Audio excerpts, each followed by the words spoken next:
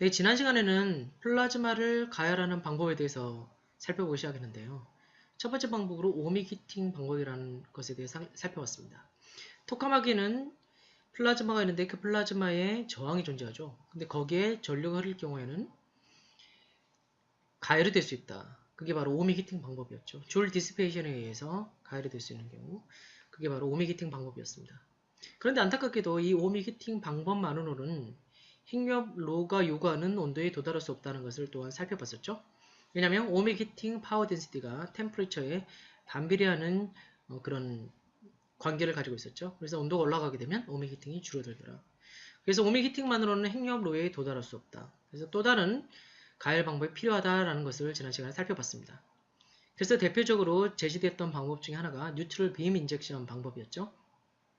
그래서 MBI 방법에 대해서 지난 시간에 또한 살펴봤습니다. 어떻게 처음에 소스에서 만들어져서 가속이 된 다음에 뉴트럴라이저에서 뉴트럴 빔으로 변환이 되고 그 다음에 이게 플라즈마로 들어가서 어떻게 가열되는지에 대해서 살펴봤고요.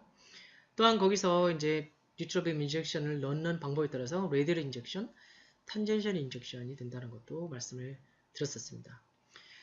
자, 이렇게 해서 플라즈마 히팅에 크게 세 가지 방법이 있었는데요. 방금 말씀드린 오믹 히팅 방법, 플라즈마에 저항이 있는데 전류가 흐름으로써 줄열이 발생하는 경우였죠. 두 번째는 뉴트럴 빔 인젝션, 하이 에너지의 뉴트럴 빔을 쏘아줘서 이게 백그라운드 플라즈마 충돌함으로써 에너지를 전달하는 방식이었죠. 이 두 가지를 살펴봤고요. 오늘 이 시간에는 이제 마지막으로 RF, 라디오 프리퀀시 웨이브를 사용하는 히팅 방식에 대해서 살펴보도록 하겠습니다. 자, 웨이브 히팅은 기본적으로 레조넌스를 이용한대요. 공명현상을 이용하는 거였죠.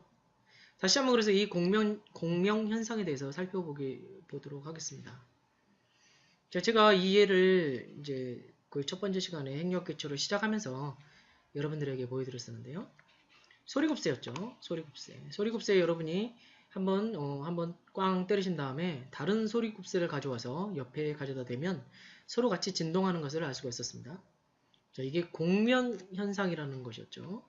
자, 공명입니다. 레조넌스입니다.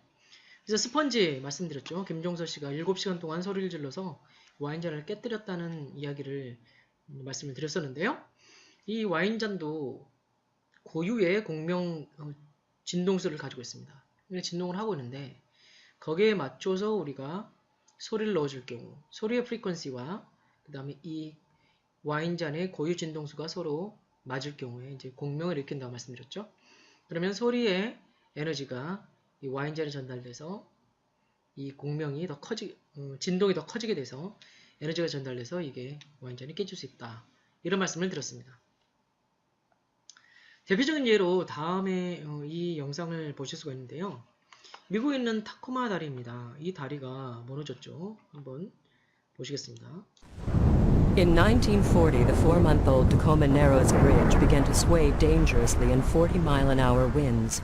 Local residents called it Galloping Gertie. Ultimately, gales sweeping down the Narrows set up uncontrollable undulations, and the bridge collapsed into the water. 자, 이게 타코마 다리가 무너진 건데요. 1940년 11월 4일입니다. 다리가 흔들렸죠. 다리가 흔들렸는데 흔들리다가 결국 무너졌습니다. 다행히 사람이 다치진 않았다고 그러고요. 지나가던 멍멍이 한 마리가 이제 죽었다라는 이제 전설이 있습니다. 자, 어쨌든 이 현상, 다리가 무너진 현상을 어떻게 해석을 했냐면 다리가 이제 고유 주파수로 고유 진동수를 가지고 흔들리고 있는데 거기에 맞춰서 이제 바람이 불었다라고 설명했습니다. 그래서 다리의 이제 진동수와 바람의 진동수가 맞으면서 바람의 에너지가 전달이 돼서 더 많이 흔들리게 되면서 무너지게 됐다. 그래서 이제 다리 공법이 좀 바뀌게 되죠. 어쨌든 이런 타코마 다리가 무너진 상황, 이것도 이제 공명으로 설명을 하는데요. 그와 유사한 사례가 또 있습니다. 영국의 브루튼 다리인데요. 브루튼 다리 같은 경우도 이제 무너졌어요. 근데 이 경우는 왜 무너졌냐 하면 굉장히 흥미로운데요. 혹시 여러분들 이제 뭐 영화나 또는 본인이 직접 군대를 가셨을 수도 있겠고요. 군인들은 걸을 때 이렇게 발을 맞춰서 걷게 되죠. 그럴 때. 그래서 이 경우도 그런 상황이었다고 합니다. 군인들이 다리를 건너가는데 발을 맞춰서 걸었대요. 그럼 이제 그 주파수가 있겠죠. 그게 이제 다리의 고유 진동수가 이제 공명을 이루게 돼서 에너지가 전달돼서 다리가 무너졌다라고 이렇게 설명을 하기도 합니다. 그래서 브로톤 다리가 실제로 무너졌고요. 무너진 것을 이제 재건한 모습의 사진만 있어서 제가 이렇게 가져왔습니다. 그래서 여기 브로톤 다리, 이것도 마찬가지로 공명 현상으로 설명을 할 수가 있습니다. 자, 그리고 또 이것도 보여드렸죠. 마이크로웨이브 오븐이죠. 우리가 집에서 자주 사용하는 전자레인지입니다. 전자레인지도 마찬가지로 공명의 원리를 사용하고 있죠. 그렇다면 이 경우는 어떤 공명을 사용할 것인가? 여기서 전자레인지가 사용하고 있는 웨이브는 2.45GHz의 프리퀀시를 갖는 웨이브입니다. 이 웨이브를 이제 쏘아주게 되는 거죠. 그럼 도대체 왜 2.45인가? 이걸 살펴보면 바로 물 분자의 고유 진동수에 맞춰져 있다는 걸 알 수 있죠. 자, 물 분자가 이제 진동을 하고 있는데 그 주파수가 바로 2.45입니다. 따라서 전자레인지는 전자파를 만들어주는데 이게 물 분자의 고유 진동수인 2.45에 맞춰져 있는 거죠. 따라서 물이 있을 경우에 굉장히 잘 효과적으로 가열을 할 수 있다는 것을 여기서 알 수가 있습니다. 자, 이처럼 다양하게 공명 현상을 이제 살펴볼 수가 있는데요. 이걸 우리가 실제로 토카막 플라즈마 또는 자장 가둠 상황에 적용을 할 수가 있겠죠. 그래서 대표적으로 사용하는 경우가 바로 이제 여기서 예를 보여드릴 Electron Cyclotron Resonance Heating입니다. 자, 여기서 앞자를 따면 ECRH가 되겠죠. 자, 우리가 잘 알고 있듯이 자기장을 걸어줬습니다. 빨간색과 같이 자기장 라인이 이렇게 걸려있을 경우에 전자가 거기에 따라서 자이로 모션을 하게 되죠. 전자는 다음과 같이 이렇게 자이로 모션을 하게 됩니다. 오른손 법칙이죠. 전자 같은 경우는. 자, 이렇게 자이로 모션을 하고 있어요. 자, 그러면 우리가 어떻게 하면 이 전자를 가열할 수 있을 것인가? 가른단 말은 전자의 운동 에너지를 높일 수 있을 것인가? 를 생각해 볼 수 있겠죠. 자, 쉽게 생각하기는 이렇게 생각할 수 있을 거예요. 전자가 돌고 있죠. 거기에 대한 주파수가 있습니다. 그렇다면 그 주파수에 맞춰서 우리가 가열하면 되지 않을까라는 생각할 수 있겠죠. 자, 예를 들면 다음과 같이 생각할 수 있을 겁니다. 전자가 자기장에 이렇게 자기장이 이제 나오는 방향으로 생각하겠습니다. 이렇게. 그러면 전자는 이렇게 돌겠죠. 이렇게. 반시계 방향으로 돌게 됩니다. 자, 전자가 다음과 같이 반시계 방향으로 이렇게 도는데요. 이런 상황을 만약에 우리가 만들어줄 수 있다면 전자를 계속해서 가열할 수 있겠다라는 생각을 할 수가 있습니다. 자, 보세요. 전자가 이쪽 방향, 바로 여기에 있을 때, 이 위치에 있을 때는 전기장을 다음과 같이 걸어주는 거예요. 이렇게. 자, 전자는 전기장과 반대 방향일 때 에너지를 얻게 되죠. 자, 이쪽으로 돌게 되면 어떻게 됩니까? 이쪽 방향으로 에너지를 얻게 되겠죠. 자, 이쪽으로 돌고 있는데 같은 방향으로 에너지를 얻게 됩니다. 오, 잘 됐네요. 자, 그러면 이제 전자는 계속 돌아야 되니까 이쪽으로 오겠죠. 아래쪽으로. 자, 그때 우리가 만약에 전기장을 회전시켜 줄 수 있다면 한쪽 방향이 아니라 이쪽 방향이라 이제 이쪽 방향으로 맞춰주는 거예요. 전자에 맞춰서. 이쪽 방향 걸어주게 되면 전자는 여기서도 에너지를 개인 얻게 되겠죠. 자, 전자는 계속 돕니다. 이렇게. 자, 다시 이제 이쪽으로 왔겠죠. 자, 이쪽으로 오는 순간에 다시 전기장은 방향을 바꿨어요. 그러니까 전자를 따라가면서 돌고 있는 상황이죠. 전기장이. 전기장이 이쪽 방향이면 어떻게 되죠? 마찬가지로 전자는 에너지를 얻게 됩니다. 자, 전자가 이제 다시 이쪽으로 왔어요. 한 바퀴를 돌았습니다. 아직 돌기 전이죠? 야, 여기까지 왔습니다. 그럼 다시 전기장이 이쪽 방향으로 걸려요. 그럼 전자는 에너지를 얻게 되죠. 다시 원래 상태로 돌아오면 다시 전기장을 이렇게. 한마디로 전기장이 이쪽 방향으로 했다, 이렇게 됐다, 아래로 돌고 계속 도는 거죠. 이렇게 전기장을 돌려줄 수 있다면 전자는 계속해서 에너지를 얻을 수가 있겠죠. 자, 그런데 여기서 이제 궁금증이 생기는 거예요. 야, 이거 굉장히 좋은 아이디어다. 그런데 전기장을 어떻게 회전시킬 수 있을 것인가? 자, 이게 궁금하죠. 자, 그럼 다음을 보도록 하겠습니다. 자, 보시면 일반적으로 전자기파의 모습은 다음과 같죠. 자, 보시면 이런 식으로 리니어합니다. 물론 전자기파는 전기장과 자기장이 이제 합으로 표현될 수 있죠. 자, 그런데 어쨌든 단면을 잘라보면 이렇게 단면을 잘라봤을 때 이제 까만색이 전기장을 생각하겠습니다. 그럼 이렇게 왔다 갔다 합니다. 그럼 여기서 단면을 잘라보면 이렇게 한 직선상에 있다는 걸 알 수 있겠죠. 이렇게. 그죠? 여기서 올라갔다 내려갔다 올라갔다 내려갔다 이렇게 왔다 갔다 합니다. 리니어하죠. 이런 것을 우리가 리니어 폴라리제이션, 폴라리제이션은 우리가 평광이라고 이야기를 하죠. 자, 이게 일반적인 경우입니다. 그런데 우리가 이걸 상황에 따라서 서큘러 폴라리제이션으로 만들어 줄 수가 있습니다. 어떻게 하느냐? 자, 보세요. 까만색이 전기장이에요. 전기장이 이렇게 지금 돌고 있습니다. 이렇게 돌고 있죠. 이런 식으로. 자, 이 오른쪽에는 용수척이라는 거의 비슷하죠. 전기장이 회전하는 거예요. 이렇게. 그럼 단면을 보면 어떻게 될까요? 원형이 되겠죠. 자, 이 용수철의 단면이 원형이겠죠. 따라서 우리가 평광 렌즈 같은 걸 사용을 해서 이렇게 평광을 시켜줄 수 있는데요. 그러면 선형이었던 평광이 이런 원형으로 바뀔 수가 있습니다. 자, 이게 바로 우리가 원하는 형태가 되죠. 자, 전기장이 이렇게 전자를 따라서 도는 경우가 되겠죠. 자, 물론 방향이 이제 반대가 되겠죠. 반대가 되겠지만 이제 전자와 잘 맞춰야겠죠. 하지만 프리퀀시는 같으면서 돌게 되면 전자에게 계속적으로 에너지를 줄 수 있게 됩니다. 자, 이 방식이 바로 일렉트론 사이클로트론 레조넌스 히팅이죠. 일렉트론의 이 자이로 모션에 맞춰서 전기장을 넣어주게 되면 그러면 그게 두 개의 프리퀀시가 맞을 경우에는 전자는 사이클로트론 모션하면서 계속적으로 에너지를 얻을 수 있게 됩니다. 에너지를 얻게 되니까 평균 운동 에너지가 올라가겠죠? 온도가 올라가는 상황을 발생할 수 있겠죠. 이렇게 해서 플라즈마의 온도를 올리는 방식이 되겠습니다. 자, 이걸 좀 본격적으로 한번 살펴보면요. 다음과 같이 할 수 있죠. 처음에 우리는 웨이브를 만들어줘야 되겠죠. 자, 어쨌든 팔을 넣어줘야 되잖아요. 일렉트릭 필드를 집어넣어야겠죠. 플라즈마 웨이브를 만들어줍니다. 자, 플라즈마 가장자리에서요. 자, 그러면 처음에는 어떻게 되냐면 우리가 먼저 안테나가 있어야겠죠. 안테나에서 웨이브를 만들어줘야 됩니다. 그럼 여러분이 전자기학에서 배우셨을 걸로 생각을 하고요.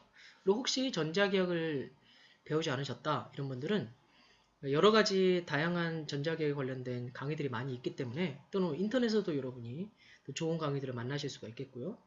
요즘에는 또 동영상들이 인터넷에 많이 있잖아요. 아니면 여러분이 이제 학교에서 수강을 하시기를 추천드리겠습니다. 이제 전자기학에서 여러분이 이제 배우신 분들 같은 경우는 컨덕터가 있을 때 이런 걸 배우셨죠. 그래서 일렉트릭 필드와 마그네틱 필드 이런 식으로 웨이브를 만들 수 있는 것에 대해서 전자기학 일반적으로 2에서 배우게 됩니다. 자, 이렇게 해서 안테나가 있으면 웨이브를 만들어낼 수가 있게 되겠죠. 그럼 웨이브를 보내게 되죠. 그러면 플라즈마 가장자리에서 플라즈마 웨이브가 이제 익사이테이션 됩니다. 자, 넣어주게 되면 이제 플라즈마로 웨이브가 전파된다라고 그냥 쉽게 말씀을 드리겠습니다. 그러면 이 플라즈마 근처에서 이제 웨이브가 이렇게 전파가 될 텐데요. 이게 플라즈마 센터를 향해서 달려가게 되겠죠. 그러다 보면 어느 순간에 다음과 같은 상황이 생기겠죠. 자, 이게 레조넌스 존이에요. 자, 생각을 해보겠습니다. 자기장은 이렇게 변한다고 말씀드렸어요. 여기가 높고, 자, 토로이드 알방이 이렇게 생겼어요. 오른쪽 면을 살펴봤는데요. 자, 보시면 자기장은 안쪽으로 할수록 강해집니다. 그죠? 그래서 바깥으로 떨어지겠고요. 그 다음에 사이클로트론 프리퀀시를 아까 말씀드렸어요. 자, 전자를 생각해도 사이클로트론 프리퀀시, 빙글빙글 돌 때의 프리퀀시는 n분의 qb가 된다는 것을 우리가 배웠죠. 이건 여러분 아직 못 외우셨다면 외우시길 다시 추천드리겠고요. n분의 qb가 됩니다. 그러면 이제 우리가 넣어주는 웨이브의 프리퀀시가 이렇게 됐어요. 그 웨이브의 프리퀀시와 이 사이클로트론 프리퀀시가 일치하는 위치가 있겠죠. 자, 이걸 오메가라고 놓게 되면 m하고 q는 상수죠. 예를 들면 전자라면 전자의 매스, 전자의 전하량이 되겠죠. 그럼 이거랑 우리가 안테나에서 넣어준 프리퀀시가 서로 같은 점, 그때의 자기장이 나올 겁니다. 그럼 그때의 자기장 값이 있겠죠. 그 자기장 값, 그럼 거기에 해당되는 이 위치에서 바로 레조넌스, 공명이 일어나게 되는 거죠. 그러니까 파가 들어가다가 계속 레조넌스가 일어나는 게 아니고 바로 이 전자가 돌고 있는데 그 전자와 정확하게 일렉트릭 필드도 돌겠고요. 두 개가 프리퀀시가 만나는 그 점이 존재하겠죠. 거기서 바로 웨이브의 에너지가 공명현상에 의해서 전자에게 전달됩니다. 자, 따라서 오메가가 사이클로트론 프리퀀시 근처에서 바로 업소션이 일어나게 되겠죠. 파의 에너지가 흡수가 되겠죠. 저기서. 자, 따라서 이를 통해서 웨이브 에너지가 레조넌트한 파티클, 일렉트론이든 아이온도 상관없죠. 일렉트론도 돌고 있지만 아이온도 마찬가지로 사이클로트론 모션을 하고 있기 때문에 아이온과 동일하게 예를 들면 일렉트릭 필드를 걸어주게 되면 아이온도 마찬가지로 레조넌스가 일어날 수 있겠죠. 그래서 아이온이나 일렉트론이나 우리가 대상으로 하고 있는 어떤 파티클의 키네틱 에너지로 웨이브 에너지가 전달이 될 겁니다. 그 다음에 그러면 걔가 에너지를 얻게 되겠죠. 파티클이. 그럼 얘가 에너지가 올라가게 됩니다. 그럼 그 다음부터는 뉴트럴빔과 인젝션과 거의 유사한 원리입니다. 자, 하이에너지 뉴트럴빔이 들어오면 얘가 이온화가 돼서 자기장이 가둬지게 되죠. 그럼 얘가 온도가 높아요. 백그라운드 플라즈마보다. 그럼 충돌을 계속 하게 되죠. 충돌하면서 에너지를 전달하게 됩니다. 당구를 칠 때 당구를 한번 꽝 치게 되면 다른 공들은 멈춰 있어요. 하나의 공만 움직이죠. 근데 이게 충돌하게 되면서 에너지를 다 골고루 전달하게 되죠. 마찬가지로 이 여기서 레조넌스 존에서 에너지를 얻게 되는 입자의 에너지가 주변에 있는 플라즈마 입자들과 충돌하게 되면서 에너지를 전달하게 되고 자신의 에너지는 이제 백그라운드 플라즈마 에너지와 같아지게 되겠죠. 바로 서멀라이즈가 되는 겁니다. 제가 우리가 서멀라이제이션이라고 이야기를 하고요. 자, 이게 기본적으로 일렉트로매그네틱 웨이브를 사용한 플라즈마의 레조넌스 히팅 방법이 되겠습니다. 자, 케이스타도 한번 살펴보죠. 케이스타의 퍼스트 플라즈마도 잘 살펴보면 이게 띠가 이렇게 있다는 걸 알 수가 있어요. 여기 띠가 이렇게 보이죠. 이 띠가 바로 이 레조넌스의 위치입니다. 케이스타 같은 경우에는 이 전자에 대해서 레조넌스를 일으킬 수 있도록 ECH를 사용을 했고요. 그래서 이게 레조넌스 존에서 히팅이 일어나고 그게 띠가 돼서 이렇게 겹쳐서 이렇게 보입니다. 그래서 여기서 플라즈마가 만들어진다는 것을 알 수가 있죠. 여기서 케이스타도 처음으로 이제 플라즈마를 저렇게 ECH를 사용해서 만들 수가 있었습니다. 제가 다 이런 웨이브를 사용한 방식이 되겠죠. 자, 그러면 우리가 플라즈마 기초에서 이제 웨이브에 대해서 여러분이 배우셨을 겁니다. 웨이브의 기본 원리에 대해서 배우셨을 텐데 제가 이제 플라즈마 기초할 때 웨이브 부분은 이제 다루질 않았었는데요. 오늘 이 시간에 간단하게 플라즈마 웨이브에 대해서 한번 복습을 한번 해볼 수 있을 것 같습니다. 그리고 혹시 이 부분에 대해서 어려움을 느끼시거나 또는 아직 배우지 않으신 분들은 플라즈마 기초책들을 참고하셔서 플라즈마 웨이브를 공부해 보시기를 추천드리겠습니다. 이걸 알아야지 이제 우리가 웨이브를 사용한 이제 플라즈마 히팅을 좀 더 잘 이해할 수가 있겠죠. 자, 그러면 일렉트로매그네틱 웨이브에 대해서 다시 한번 살펴보고자 하는데요. 이건 여러분이 사실 전자기학 2에서도 여기에 관련된 내용을 배우셨을 겁니다.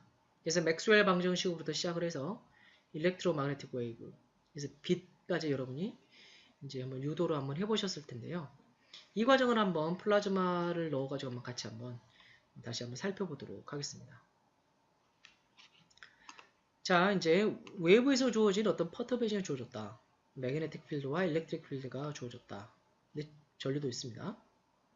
그때 이 경우에 우리는 가정했습니다. 플라즈마는 콜드 플라즈마. 그래서 그냥 서멀 모션이 없다라고 가정하겠습니다. 온도가 그냥 0인 이상적인 플라즈마죠. 그런 콜드 플라즈마 상태. 그리고 웨이브의 자기장은 없다라는 상태에 대해서 한번 살펴보겠습니다. 굉장히 간단한 상황이 되겠죠. 여기 대해서 한번 플라즈마에 대해서 웨이브가 어떻게 될 것인가에 대해서 한번 살펴보고자 합니다. 자, 맥스웰 이퀘이션은 4개가 있지만 그 중에서 시간에 대한 텀에 있는 2가지씩만 가져와서 우리가 한 번씩을 풀어보도록 하겠습니다. 자, 첫 번째 식이죠. 컬 B는 뮤0 J 플러스 CU 제곱분의 1의 라운드 E 라운드 T. 자, 암페어 법칙에 해당되는 거죠. 이 식을 그대로 가져왔고, 그 다음 두 번째 식은 컬 E는 마이너스 라운드 B 라운드 T. 이거는 패러데이 법칙이겠죠. 자, 이 2가지식을 우리가 연립을 해서 풀어볼 겁니다. 연립해서 풀어보게 되면 하나의 식으로 표현할 수 있겠죠. 자, 예를 들면 자기장을 없애게 되면 일렉트릭 필드에 관련된 식만 표현할 수 있을 겁니다. 자, 잘 보시면 B와 E가 있고 E와 B가 있죠. 그러니까 하나를 없앨 수가 있겠죠. 그래서 지금 우리는 일렉트릭 필드만으로 이 식을 표현하길 원합니다. 그럼 나중에 어떻게 표현될 거냐면 연립방정식 비슷하죠. 이미 어떤 괄호 곱하기 일렉트릭 필드는 0이다 라는 식을 표현할 수가 있어요. 자, 그걸 통해서 괄호는 0이다. 괄호 곱하기 2는 0. 그럼 2가 0이면 재미가 없죠. 그래서 괄호가 0이어야 된다. 괄호의 매트릭스의 디터미넌트가 0이어야 된다라는 것을 우리가 표현하게 될 텐데 그걸 우리가 디스퍼전 릴레이션이라고 이야기를 합니다. 그러니까 웨이브에서 굉장히 중요한 거죠. 플라즈마 웨이브를 하실 때 여러분이 이 디스퍼전 릴레이션만 구하게 되면 웨이브가 어떻게 되는지 우리가 잘 이해를 할 수가 있어요. 그래서 항상 여러분 플라즈마에서 웨이브를 하실 때는 디스퍼전 릴레이션을 구하는 것을 여러분이 집중해서 살펴보시면 됩니다. 자, 그러면 한번 디스퍼전 릴레이션을 구해보도록 하죠. 이 두 식을 연립을 하기로 했죠. 자, 그러면 이렇게 보겠습니다. 먼저 여기에 자기장이 있는데 자기장을 없애고 싶어요. 그럼 자기장 없애려면 컬 B는 이렇게 표현될 수 있기 때문에 여기서 컬을 취해주면 되겠다. 양변에 컬을 취해주게 되면 컬 B를 이렇게 우리가 이걸로 치환할 수가 있겠죠. 자, 따라서 양변에 컬을 취하겠습니다. 그러면 컬이가 되겠죠? 좌변은. 자, 이거는 벡터 연산에 의해서 이걸 따로 하진 않을 텐데요. 여러분이 공학수학이나 수리물리의 책을 살펴보시면 굉장히 많이 나오는 것이기 때문에 여러분이 이렇게 구할 수가 있습니다. 뭐 백캡 로우로 여러분이 사용해 보셔도 되겠죠. 자, 그러면 여기서 좌변 컬의 컬 2에 컬을 취하게 되는 것은 다음과 같이 표현할 수가 있습니다. 자, 그 다음 이게 뭐가 같느냐? 뭐가 같은가? 그러면 자, 우변이죠. 우변 마이너스 라운드 B 라운드 T에 컬을 취한 것과 동일하겠죠. 자, 이렇게 됩니다. 자, 그런데 생각해 보시면 이렇게 표현할 수가 있어요. 자기장은 시간과 공간에 대한 함수인데 공간에 대해서는 시간은 서로 독립변수입니다. 그렇기 때문에 나올 수가 있어요. 그래서 라운드 t를 밖으로 빼버리고 컬을 안쪽으로 집어넣어 버리죠. 그러면 라운드 t에 컬 b로 표현할 수가 있겠죠. 자, 이렇게 한 이유는 뭐죠? 바로 이걸 써먹기 위함이죠. 자, 이러면 간단하게 컬 b 대신 이 식을 집어넣으면 되겠죠. 이렇게 한번 정리를 한번 해보도록 하겠습니다. 그럼 정리를 하시면 자, 이게 컬 b 대신 뮤0 j를 쓰면 돼요. 그런데 여기에 마이너스 라운드 t가 있네요. 그럼 결국 마이너스 뮤0 라운드 j 라운드 t가 되겠죠. 이렇게. 자, 두 번째도 마찬가지입니다. 마이너스가 곱해졌고요. 시간에 대한 미분이었어요. 자, 따라서 이것도 마찬가지로 마이너스 곱하기 시간에 대해서 미분을 해줘야 되는데 C제곱은 상수죠. 그러니까 마이너스 C제곱 그대로 놔주고 시간에 대한 미분만 여기에 넣어주면 되겠죠. 그래서 일렉트릭 필드를 시간에 대해서 두 번 미분한 형태로 이렇게 표현할 수가 있게 됩니다. 자, 우리가 여기까지 정리를 했죠. 자, 그런데 여기서 궁금한 게 생겼어요. 자, 여기도 지금 결국 이식, 요거는 이렇게 표현이 되는데 일렉트릭 필드만으로 표현이 됐어요. 최종식도 일렉트릭 필드로 표현이 됐는데 뜬금없이 이게 나왔네요. 자, 보시면 커런트가 있어요. 커런트에 대한 정보는 지금 우리가 없어요. 보세요. 전부 다 일렉트릭 필드로 표현해야 되는데 이 커런트를 어떻게 할 것인가. 근데 여러분, 우리가 커런트도 일렉트릭 필드로 표현할 수 있다는 것을 알고 있죠? 자, 다음과 같은 식을 사용하면 됩니다. 어떻게 하면 되느냐? 커런트는 NQU, 따로 density, 그 다음에 charge 곱하기 velocity인데요. 아이온과 일렉트론을 다 합하면 되겠죠. 여기서 I는 I나 일렉트론이 될 수가 있습니다. 뭐 J로 사실 우리는 보통 썼었고요. 자, 여기인데 이렇게 되는데 그러면 N이나 U, 특히 U는 어떻게 구하면 됩니까? 이렇게 하면 되죠. 자, 그러면 이 U를 구해야 되는데 보시면 다음과 같은 식을 이용할 수 있습니다. 뭐냐? 플라즈마에서 나왔던 거죠. 다시 한번 우리 옛날 플라즈마를 복습을 했던 걸 다시 상기시켜 보시면 플루이드 이퀘이션이 있었죠. 투 플루이드 이퀘이션이 있었습니다. 컨티뉴이티 이퀘이션, 이퀘이션 오브 모션 또는 모멘텀 이퀘이션이라고도 이야기했죠. 모멘텀 컨저베이션 이퀘이션이라고도 이야기하고요. 그 다음에 에너지 이퀘이션이 있었습니다. 자, 여기서 이 이퀘이션 오브 모션 다시 한번 보시면 이런 식으로 생겼죠. 이걸 사용하면 되겠죠. 자, 여기 일렉트릭 필드가 있습니다. 자, 그런데 우리가 간단한 상황을 살펴보기 위해서 아까 말씀드렸어요. 웹에서 자기장이 없다라는 말씀드렸죠. 콜드 플라즈마고. 자, 그럼 여기서 간단하게 이렇게 표현하겠습니다. 이 식을 다음과 같이 표현할 수가 있어요. 자, 어떻게 되느냐? 이것도 지금 우리가 간단한 상황을 표현해서 없애버리고요. 그 다음에 자기장은 없으니까 이 텀이 사라졌죠.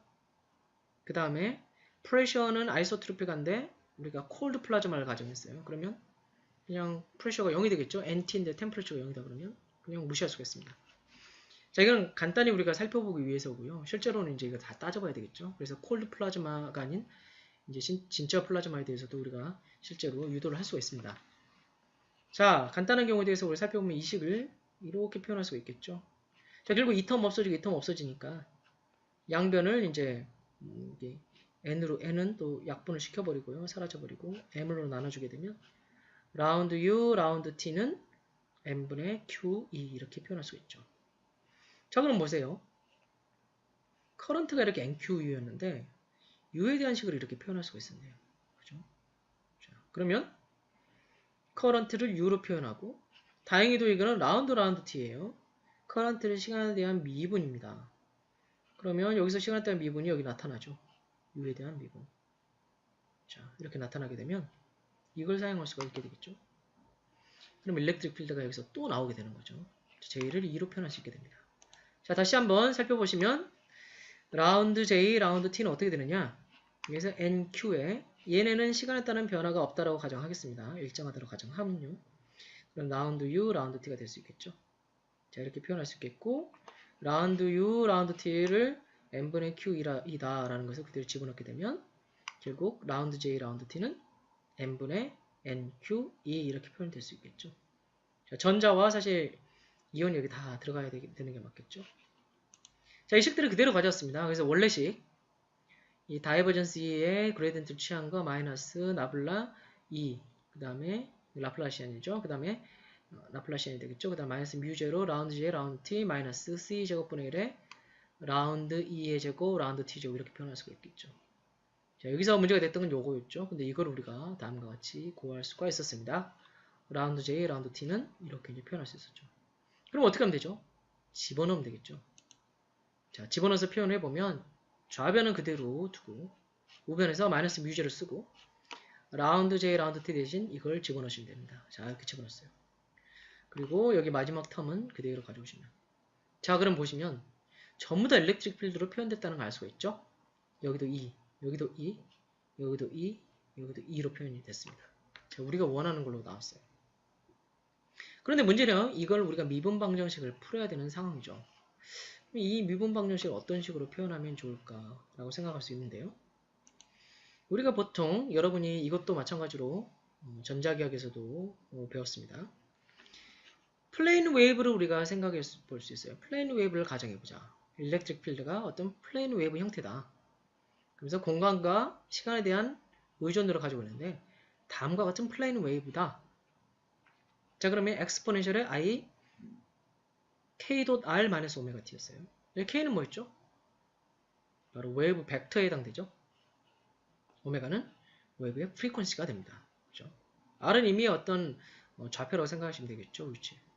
자, 플레인 웨이브 형태로 이렇게 일렉트릭 필드가 전파한다 라고 생각하시면 되겠습니다. 사실은 이 일렉트릭 필드는 자기장에 대해서 이미 어떤 각도를 가지고 전파할 수 있겠죠. 익스터널 마그네틱 필드에 대해서는요. 자, 근데 지금 우리 경우는 일단 자기장은 일단 없다라고 보고 상황을 살펴보고 있었죠. 어쨌든 이런 식으로 전파가 될 수 있습니다. 근데 임의의 상황에서 만약에 자기장이 있을 경우에도 K는 이렇게 표현이 됩니다. 보통은 이 K 벡터는 자기장과 평행한 성분인 K 파라를 자기장과 수직인 성분인 K 펍으로 표현될 수 있겠죠. 항상 자기장 중심으로 이렇게 펍과 파라를 표현한다라고 말씀드렸죠. 자, 어쨌든 이런 일렉트릭 필드를 플레인 웨이브 형태로 표현할 수가 있는데 큰 장점이 있습니다. 이렇게 되면 바로 미분을 굉장히 쉽게 할 수 있다는 거죠. 지수함수 같은 경우는 미분이 굉장히 쉬워요. 자, 이걸 공간에 대해서 미분한다고 생각해 봅시다. 그럼 어떻게 되죠? 공간에 대해서 미분하면 R에 대해서 미분한다고 생각해 보시면 IK는 그대로 나오게 되잖아요. 그 다음에 20 그대로 쓰는 거예요. 이렇게. 굉장히 간단하죠. 그러니까 IK 곱하기 자기 자신 내는 거예요. 그래서 뭐 어떤 변수에 대해서 그레디언트를 취하게 되면 IK의 변수 그냥 없애버리면 단순하게 그레디언트를 간단하게 그냥 IK로 표현할 수가 있겠죠.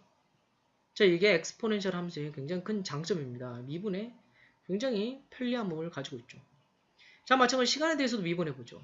이 함수를 시간에 대해서 미분한다고 생각해보시면 그냥 마이너스 오메가의 I 마이너스 I 오메가 그냥 밖으로 나오겠죠. 그 다음 이거 그대로 쓰면 돼요. 자, 따라서 어떤 플레인 웨이브를 가지고 있는 어떤 함수 A라고 칩시다. 그럼 라운드 A, 라운드 T는 어떻게 되냐면 그냥 마이너스 I 오메가의 A 그냥 그렇게 되겠죠. 그래서 A를 그냥 해버리시면 시간에 대한 미분은 단순하게 마이너스 I 오메가로 대체할 수 있다라고 표현할 수가 있습니다. 자, 따라서 우리가 일렉트릭 필드를 플레인 웨이브라고 생각을 해버리면 다음과 같이 여기 있는 미분들 그레디언트나 또는 다이버전스 그리고 뭐 여기는 시간에 대한 미분을 이렇게 간단하게 IK와 마이너스 I 오메가를 사용해서 표현할 수가 있게 되겠죠. 자, 실제로 그걸 한번 여기서 도입을 해보겠습니다. 그럼 어떻게 되느냐? 이렇게 되겠죠. 벡터니까 마이너스 K에 K.E 플러스 K제곱 E는 마이너스 뮤제로에 이건 그대로 있고요. 이거는 간단하게 C제곱분의 오메가 제곱 E 이렇게 표현이 됩니다. 정말 간단하게 이렇게 표현이 됐죠. 자, 그런데 이 식을 다시 우리가 풀고 싶어요. 아직도 끝나지 않았습니다. 왜냐하면 벡터가 있기 때문에 여기 따라서 우리가 어떻게 되느냐가 결정이 되겠죠. 자, 자기장이 없는 경우에 대해서 이렇게 살펴봤었는데요. 이 웨이브에 대해서는, 웨이브 자체는. 근데 플라즈마 내부에 이제 뭐 자기장이 만약에 있다. 그러면 자, 이게 이제 결정이 될 수 있을 거예요. 뭐 K와 일렉트릭 필드가 어떻게 될 것이냐. 자, 다시 말씀드리겠습니다. 죄송합니다. K와 E의 이 방향에 따라서 이걸 우리가 다르게 풀 수가 있겠죠. 자, 자기장 생각하지 말고. 자, 그럼 이렇게 쓸 수가 있습니다. 다시 정리를 해보시면 다음과 같이 죄송합니다. 자, 이식 그대로 쓰고 이 미우제로를 그냥 넘겨보겠습니다. 자, 좌변을 다 넘겨보겠습니다. 일단. 그래서 좌변은 일렉트릭 필드에 대해서 다 표현을 해보고 우변은 0으로 표현하겠습니다. 이렇게. 이걸 다 묶어보면 뭐 어떤 괄호의 일렉트릭 필드는 0 이렇게 표현할 수 있겠죠. 이게 바로 우리가 원하는 것이었죠. 자, 그러면 이걸 만족하기 위해서는 일렉트릭 필드가 0이다 그러면 재미없죠. 이 경우에 대한 우리가 해를 찾아야겠죠. 디터미넌트의 이 매트릭스. 이 매트릭스의 디터미넌트를 취했을 때 이게 0이 된다. 이게 바로 우리가 원하는 바로 해가 되겠고요. 이걸 디스퍼전 릴레이션이라고 이야기합니다. 그래서 보통은 요거는 보시면 K하고 이런 오메가로 표현됐다는 걸 알 수가 있어요. 그래서 디터미넌트는 0 이렇게 하시게 되면 보통 일반적으로는 오메가와 K에 대한 함수를 얻으실 수가 있습니다. 그래서 이거를 그냥 디스퍼전 릴레이션의 D를 따서 함수 D라고 표현하고요. 이 D는 오메가와 K 함수가 되겠죠. 그래서 이런 오메가 K에 대한 함수를 얻게 되면 디스퍼전 릴레이션을 얻게 되면 일괄적으로 우리가 플라즈마에 있는 웨이브를 잘 이해할 수가 있게 됩니다. 자, 그러면 원래대로 돌아와서 이 식으로 다시 돌아왔습니다. 이 식을 풀어보고 싶은데요. 디스퍼전 릴레이션을 이제 구하고 싶은데 간단한 경우에 대해서 한번 살펴보고 싶습니다. 어떻게 하냐면 먼저 K하고 E하고 가장 간단한 경우를 살펴보죠. K하고 일렉트릭 필드는 서로 어떤 각도를 가질 수가 있겠죠. 실제로. 하지만 간단한 경우를 생각해서 K와 E가 서로 평행하다라는 생각을 해보겠습니다. 상황을 한번 살펴보겠습니다. 그럼 어떻게 되죠? 이건 단순하게 마이너스 K제곱이 되죠. 그럼 얘 사라지게 되겠네요. 사라져버렸어요. 그러면 뭐만 남게 되냐? 그럼 이것과 이게 더한 게 0이 되어야 된다는 것만 남게 됩니다. 그래서 이것과 이게 0이 되어야 된다. 정리하게 되면 결국 어떻게 되냐면 이거 오메가 제곱이 있죠. 그래서 계산해보면 여기다 CU제곱 곱해가지고 정리를 해보면 무이제로가 있으니까 CU제곱을 곱해주면 입실론 제로분의 1 여기 있는 거 그대로 가져다 쓰면 됩니다. 자, 그럼 이게 뭘까요? 바로 플라즈마 프리퀀시죠. 플라즈마 프리퀀시는 어떻게 정해야 되냐면 값은 m 입실론 제로분의 nq의 제곱 형태가 됩니다. 자, 이것도 플라즈마 프리퀀시도 굉장히 많이 나오는 것이기 때문에 여러분이 이 값도 외워주시길 추천드리겠습니다. 자, 랑미어가 처음 이걸 발견했죠. 오실레이팅 하는 플라즈마. 여기서 뭔가가 측정이 된 거예요. 오실레이션이. 그래서 그게 바로 이 플라즈마 프리퀀시였죠. 이를 바탕으로 이제 그 논문에서 랑미어가 이제 플라즈마라는 이름을 처음으로 도입을 하게 되죠. 자, 어쨌든 이런 플라즈마 오실레이션 현상이 생깁니다. 그래서 K와 E가 이 경우에 일렉트로마그네틱 웨이브인데 웨이브가 전파하는 웨이브 벡터와 일렉트릭 필드가 서로 같은 방향이면 어떻게 되냐면 파가 전파되는 게 아니라 그냥 오실레이션만 하는 것을 우리가 볼 수가 있습니다. 플라즈마 오실레이션이 되는 거죠. 자, 그런데 만약에 여기서 K와 E가 서로 직교한다. 이런 경우를 살펴보죠. 그런 경우도 있을 수 있죠. 그럼 어떻게 됩니까? 이건 사라지게 되죠. 자, 그러면 일렉트릭 필드는 다 약분시켜버리고 다 없애버리고 정리를 하게 되면 오메가 제곱은 C제곱 곱해주게 되면 C제곱 K제곱 더하기 마찬가지로 이거 플라즈마 프리퀀시가 나오게 됩니다. 그래서 오메가 제곱은 C제곱 K제곱 플러스 오메가 P제곱이라는 식을 얻게 되고요. 이게 바로 일반적으로 말하는 플라즈마 웨이브가 됩니다. 자, 이런 식으로 우리가 디스퍼전 릴레이션을 실제로 구할 수가 있는데요. 이걸 바탕으로 해서 여러분 뭐 레조넌스라든지 컷오프 이런 것을 할 수 있다는 것도 플라즈마 기초에서 이제 여러분이 배우셨을 것으로 알겠습니다. 그 다음에 플라즈마 전자역학에서도 마찬가지로 디스퍼전 릴레이션에서 이제 컷오프나 그 다음에 레조넌스에 대해서 배우셨죠. 실제로 한번 그 예를 한번 보여드리도록 하겠습니다. 자, 플라즈마 웨이브는 결국은 디스퍼전 릴레이션 D의 오메가 K는 0이다의 솔루션에 해당되는 건데요. 예를 들어서 살펴보겠습니다. 실제적인 경우에서 자, 제너레이터가 있습니다. 웨이브 이제 안테나가 있죠. 거기 처음에 웨이브 안테나에서 웨이브를 넣어줄 텐데 저 끝단에서 제너레이터에서 팔을 만들어 가지고 이 안테나까지 전달을 하게 됩니다. 실제로는 토카막 내부에 있는 안테나까지.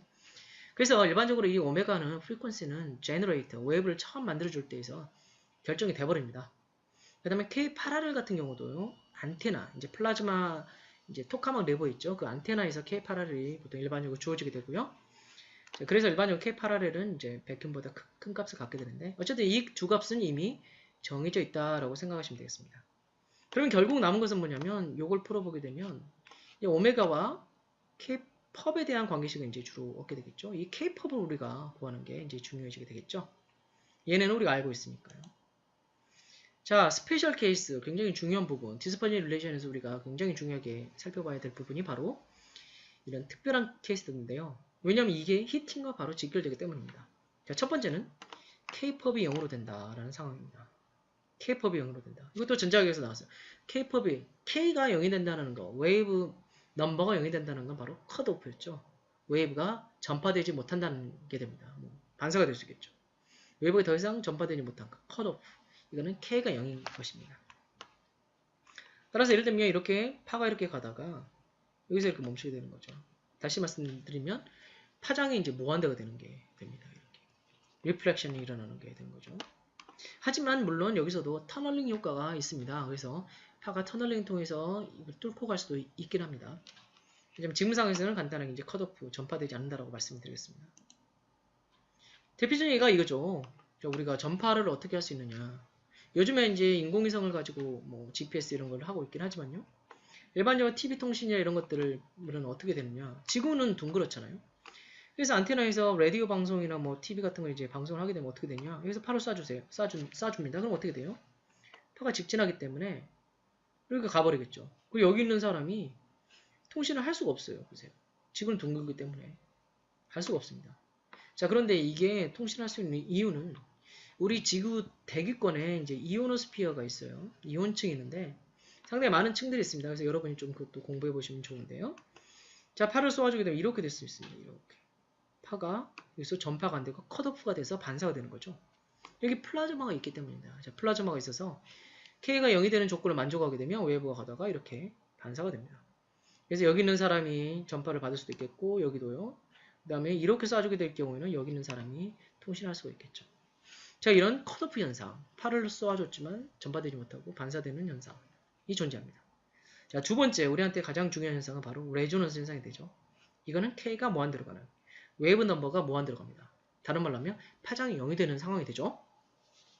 자, 따라서 파가 이렇게 전파를 해나가다가 점점 파장이 짧아지죠.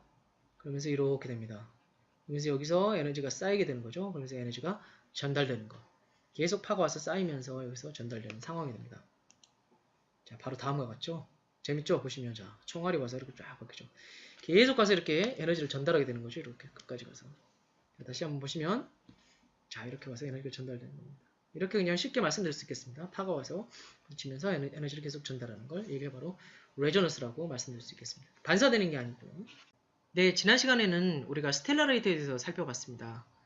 그래서 스텔라레이터가 토카막과 어떻게 다르고 그 다음에 토카막과 스텔라레이터의 서로의 장단점은 무엇인지에 대해 살펴봤는데요. 오늘 이 시간에는 이제 어떻게 플라즈마를 가열할 것인가에 대해서 이야기를 하고자 합니다. 사실 지금까지는 우리 핵융합 플라즈마가 이미 만들어졌다는 가정이 있을 수가 있죠. 그래서 이걸 어떻게 가둘 것인가에 대한 개념에 대해서 살펴봤습니다. 그래서 핀치라는 개념, 미러라는 개념 또는 관성가동까지 이야기해서 그리고 토카막 스텔라레이터까지 이렇게까지 관성가동이나 또는 자기장을 이용해서 어떻게 플라즈마를 가둘 것인가에 대한 이야기였다면 오늘 이 시간에는 어떻게 하면 핵융합 플라즈마를 만들 수 있을 것인가, 어떻게 고온의 플라즈마를 만들 수 있을 것인가, 그래서 핵융합 반응을 일으킬 수 있을 것인가에 대한 이야기를 하고자 합니다. 그래서 2시간에 걸쳐서 제가 가열에 대해서 말씀을 드릴 텐데요. 오늘 이 시간에는 플라즈마 전류에 의해서 가열이 일어나는 오믹 히팅 방식, 그리고 중성입자빔을 주입해서 뉴트럴 빔 인젝션을 해줘서 이제 가열하는 이 두 가지 방식에 대해서 말씀을 드리고, 다음 시간에 이제 라디오 프리퀀시 히팅에 대해서 말씀을 드리고자 합니다. 자, 그래서 우리가 실제로 플라즈마를 가열하는 방식을 정리를 하면 다음과 같이 표현할 수 있겠는데요. 자, 첫 번째 방식이죠. 방금 제가 말씀드렸습니다. 오믹 히팅 방식. 플라즈마에 이렇게 전류가 흐를 때 이루어지는 히팅 방식이 되겠고요. 두 번째는 뉴트럴 빔 인젝션. 뭔가 이 구슬들이 많이 있네요. 얘네를 이렇게 집어넣어 줘가지고 일부는 빼내고요. 넣는 방식. 그 다음 마지막으로는 라디오 프리퀀시 히팅 방식. 이렇게 세 가지 방식입니다. 우리가 사실 플라즈마 기초 처음에 다룰 때 여기에 대해서 이제 간단하게 말씀을 드린 바가 있었죠. 근데 오늘 이 시간과 다음 시간에는 거기에 대해서 조금 더 자세하게 설명을 드리도록 하겠습니다. 자, 첫 번째로 오미 히팅 방식에 대해서 말씀을 드리도록 하겠습니다. 자, 이 그림은 또 보여드렸었죠. 겨울에 굉장히 추울 때 우리가 트는 게 있죠. 이 침대에 두는 뭐 일렉트릭 블랑켓, 전기 방석이에요. 보시면 다음과 같이. 또는 동파 방지, 너무 뭐 추워지면 깨지죠. 그래서 동파 방지, 어떤 열선 이런 게 있습니다. 자, 이게 바로 오미 히팅 방식인데요. 이 원리가 어떻게 되느냐? 다음과 같이 이야기를 할 수 있습니다. 자, 기본적으로 모든 물질에는 저항이 있다. 근데 거기에 전류를 흐르게 되면 거기서 열이 발생한다는 게 기본적인 원리가 되겠죠. 마찰열에 의한 것. 이걸 조금 더 말씀드리자면 이제 토카막에서 가장 기본적인 방식이 됩니다. 고유의 프라이머리 히팅 방식이 되죠.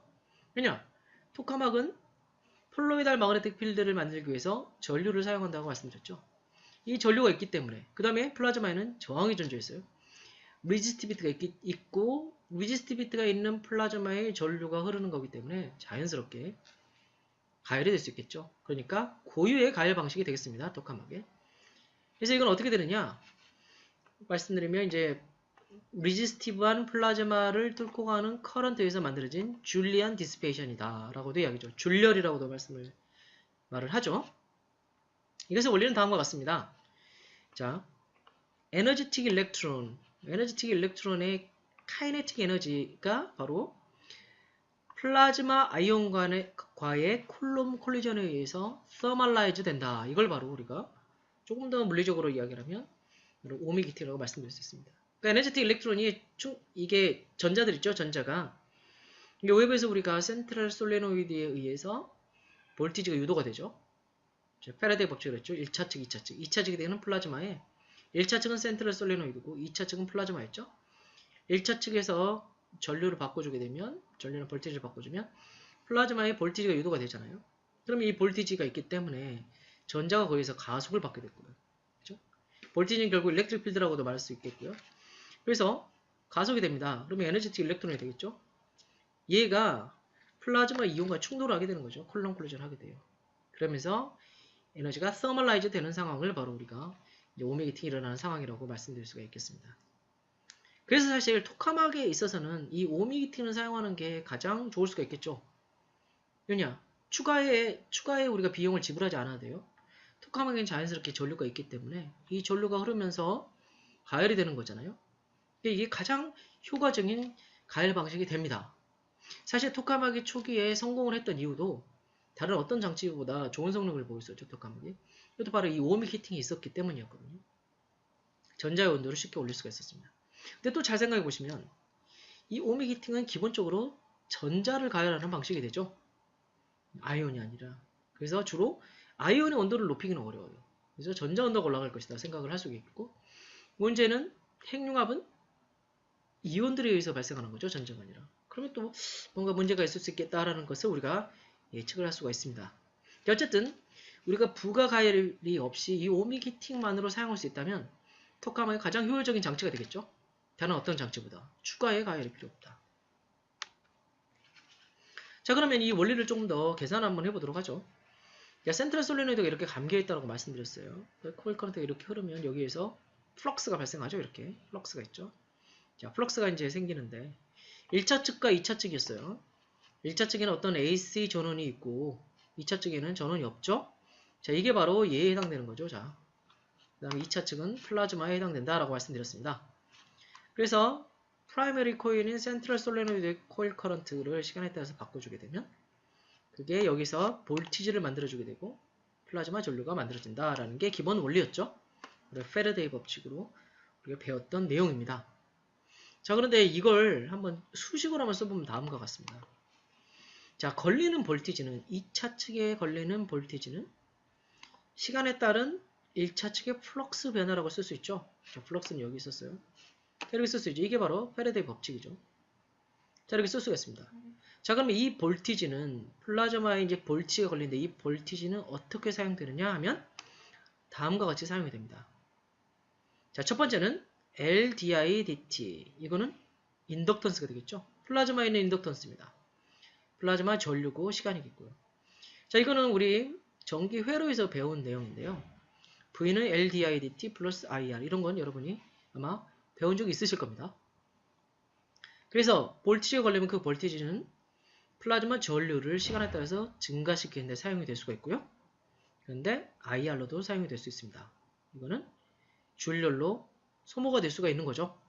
자, 이 저항이 여기 존재하게 되죠. 자, 다음과 같이 V는 다음과 같이 사용될 수 있다라는 걸 알 수 있습니다. 이 식을 풀면 그리고 우리가 볼티지를 알고 그 다음에 인덕턴스를 알고 저항을 알면 우리가 전류가 어떻게 시간에 따라서 변하게 될지 웨이폼을 우리가 계산할 수가 있겠죠. 자, 이걸 가지고 우리가 실제로 오믹 히팅 파워 덴시티를 계산할 수 있습니다. 자, 이거 오믹이니까요. 오믹의 모습이죠. 자, 오믹 히팅 파워 덴시티, 그러니까 단위 볼륨당 파워를 계산해보면 다음과 같이 계산이 됩니다. IR의 제곱 있죠? 그래서 에타 J 제곱으로 표현할 수 있습니다. 자, 단위 볼륨당이죠. 자, 이렇게 이거는 resistivity가 되겠고, 이거는 current density가 되겠죠? 자, 이렇게 됩니다. 그래서 이걸 계산하게 되면 실제로 제가 여기서 생략을 했습니다. 실제로 계산하는 과정은 생략을 했는데 다음과 같은 식을 얻을 수가 있습니다. 자, 근데 이걸 가지고 이제 우리가 물리적인 해석을 해야겠죠? 이걸 가지고 이제 오믹 히팅의 특성에 대해서 해석을 할 필요가 있는데요. 자, 먼저 이 텀을 먼저 살펴보죠. 첫 번째 텀. 보시면 G 이펙트라는 게 있습니다. 이거는 effective ion charge. 쉽게 말씀드리자면 평균 아이온의 차지라고 이야기할 수 있겠습니다. 하이드로전 계열은 1이죠. 근데 여기에 이제 불순물들이 들어올 수가 있어요. 플라즈마에. 그죠? 항상 깨끗한 하이드로전 계열이 아니라 불순물이 들어옵니다. 카본도 들어오고 상하이들 옥시전도 들어오고 텅스텐을 재료로 사용하게 될 경우에 텅스텐도 들어올 수 있겠고 철도 들어올 수 있겠고 여러 가지가 들어올 수 있습니다. 불순물이 많으면 많을수록 G 이펙티브는 올라가게 되겠죠. 평균적인 차지 값은 올라가야 될 겁니다. 자, 그런데 이게 너무 올라가면 어떻게 되겠어요? 레디에이션이 나오게 됩니다. 제가 후에 다시 배우게 될 거예요. 플라즈마 우월 인터랙션을 할 때 제가 레디에이션을 다시 한번 다루게 될 텐데 G 이펙티브 임퓨리티가 많아지면 레디에이션이 많이 발생하겠죠. 플라즈마가 이제 가서 그걸 때리는 거예요. 그래서 이온화 시키기도 하고 전자 떼어내고 이렇게 하는 거죠. 그러면서 레디에이션을 발생하게 됩니다. 그래서 이게 높으면 오믹 히팅 파워는 올라간다는 이야기예요. 그죠? 저항이 커지니까 이게 더 올라간다는 이야기인데 그건 안 좋다는 이야기예요. 너무 올라가게 되면 오히려 플라즈마의 불순물이 많아진다는 이야기고 레디에이션으로 열을 많이 뺏겨버린다는 이야기가 됩니다. 자, 두 번째 얘기했습니다. 이게 굉장히 조심스러운 부분이죠. 무슨 말이냐? 오믹 히팅은 온도에 반비례합니다. 이거 무슨 뜬금없는 소리지? 생각해보세요. 우리가 오믹 히팅 하는 이유는 뭐냐면 온도를 높이기 위해서 하는 거죠. 즉 온도를 높여요. 근데 어떻게 되느냐? 온도가 올라가게 되면 오믹 히팅이 떨어집니다. 처음에 온도가 낮을 때는 오믹 히팅이 잘 되는 거죠. 그래서 온도가 올라가요. 오믹 히팅에 대해서 온도가 막 올라가기 시작하는데 온도가 어느 정도 올라가게 되면 어떻게 돼요? 보세요. 분모에 있죠. 온도가 올라가면 오믹 히팅이 떨어지게 돼요. 더 이상 온도가 못 올라간다는 이야기가 됩니다. 아, 문제는요. 그러면 우리가 반드시 알 필요가 있죠. 우리는 충분히 온도가 필요해요. 핵융합 반응이 일어날 정도로 10 정도의 온도는 최소한 필요한데 온도가 올라가면 오믹 히팅이 떨어져요. 그러니까 우리가 계산할 필요가 있겠죠. 어느 정도까지 온도를 높일 수 있을 것인가, 오믹 히팅이. 어느 정도 올라가면 이게 좀 이제 상쇄돼 가지고 더 이상 오믹 히팅이 안 일어날까. 핵융합 반응이 충분히 일어날 때만큼 그때까지는 오믹 히팅이 어느 정도 효과를 발휘할 것인가 이걸 살펴볼 필요가 있습니다. 뒤에서 살펴보게 될 겁니다. 자, 여기서 하여간 굉장히 안 좋은 점이네요. G 이펙티브 T에 서로 반대예요. 안 좋습니다. 자, 그럼 여기를 살펴보죠. 이 경우도 분모가 작을수록 좋죠. 보시면 Q0가 작을수록 이게 올라가겠네요. 근데 어떻게 되죠? Q0가 작으면 그럴수록 불안정성이 생긴다라는 말씀드렸죠. 소투스부터 생기기 시작하고요. 그리고 문제가 생기겠네요. QA도 마찬가지고 여기서. 그래서 QA나 Q0 값을 우리는 낮출 수는 없어요. 왜냐? 불안정성이 생기니까. 특히 QA를 낮추게 되면 어떻게 되죠? QA를 낮추게 되면 크루시칼 샤프라노브 리밋도 배웠죠? QA가 1이 될 경우는 엑스터널 킹크 모드에 의해서 플라즈마가 붕괴되어 버린다는 말씀을 드렸습니다. 자, 커런트가 만들어내는 불안정성이 되겠죠. 자, 그럼 마지막 남아있는 텀이 있습니다. 자, 이건 그래도 좀 나아요. 가능한 R을 줄이고, 그러니까 토카막을 좀 컴팩트하게 만든다는 말이에요. 좀 작게 만든다는 이야기고, 그 다음에 B 파일을 높이면, 자기장을 높이면 되겠다. 그건 괜찮죠? 자, 이 말은 무슨 말이냐면, 가능한 컴팩트하고 하이필드 토카막을 만들면 되겠다는 이야기가 됩니다. 근데 또 이건 항상 많이 높일 수는 없어요. 너무 높일 수는 없죠. 왜냐면 어떤 엔지니어링 리밋이 있죠. 우리가 한없이 자기장을 높일 수는 없으니까. 자, 다음과 같습니다. 이것만 활용할 수 있겠고 나머지는 별로 좋은 게 아닌 것 같네요. 자, 그래도 어쨌든 중요합니다. 어느 정도 온도까지 우리가 오미기팅을 올릴 수 있을 것인가, 이걸 우리가 살펴볼 필요가 있겠죠. 자, 그래서 이걸 한번 우리가 살펴보도록 하겠습니다. 방금 계산했던 오미기팅 파워의 식입니다. 얘로 가져왔고요. 이렇게 그렇습니다. 그 다음에 우리가 가정을 할게요. 이제 오미기팅은, 자, 오미기팅을 우리가 넣어주는 거죠. 근데 그게 그대로 나가버린다 라고 가정하겠습니다. 자, 들어온 만큼 그냥 나가버린다, 빠져나간다는 가정이 있습니다. 그 다음에 다음과 같은 식을 쓸게요. 여기 보시면 에너지 컴파일먼트 타임은 다음과 같이 정의를 했던 거 기억하시죠? 전체 스토어드 에너지를 인풋 넣어주는 파워 빼기 시간에 따른 스토어드 에너지의 변화. 일반적으로 이제 스테이셔너리 컨디션에 도달하면 이게 0이니까 빼면 P인분의 W가 되겠죠. 그래서 W는 2분의 3 NT 쓸 수 있죠. 아이온과 일렉트론의 합 쓰게 됩니다.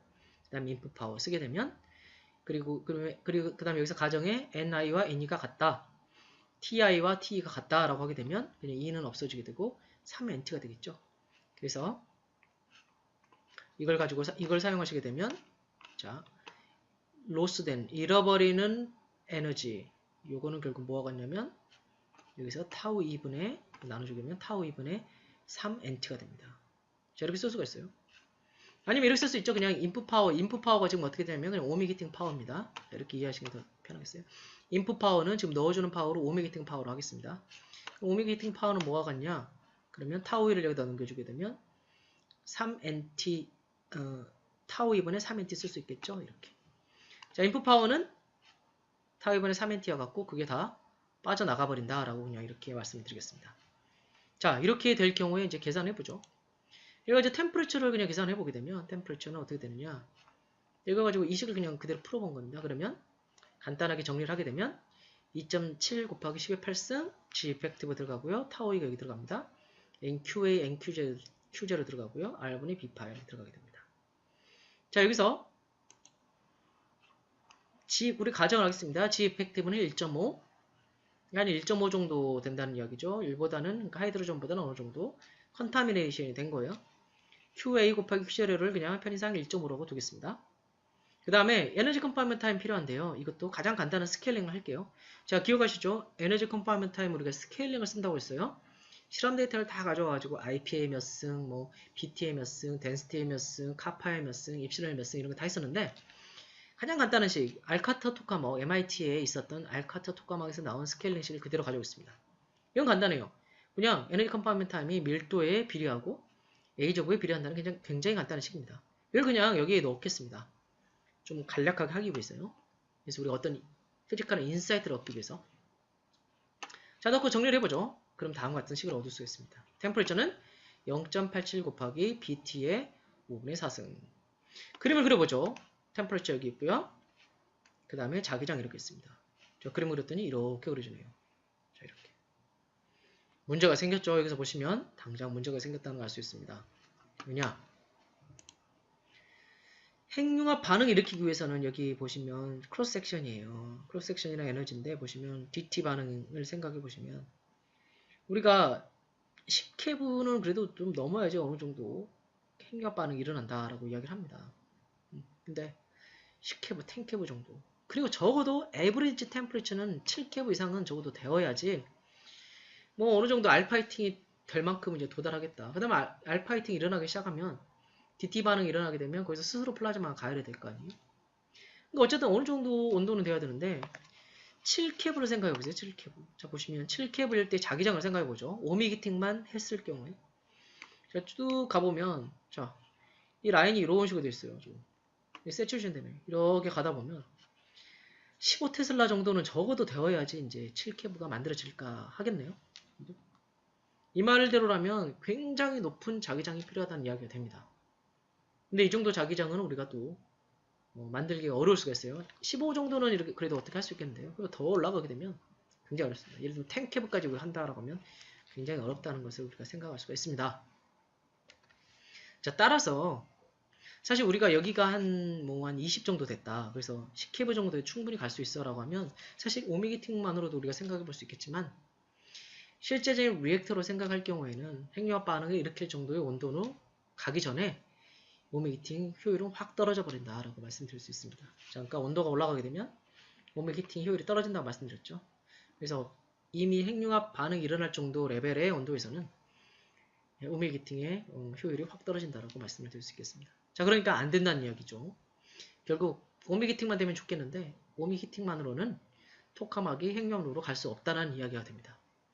그럼 다른 방식이 이제 필요하겠네요.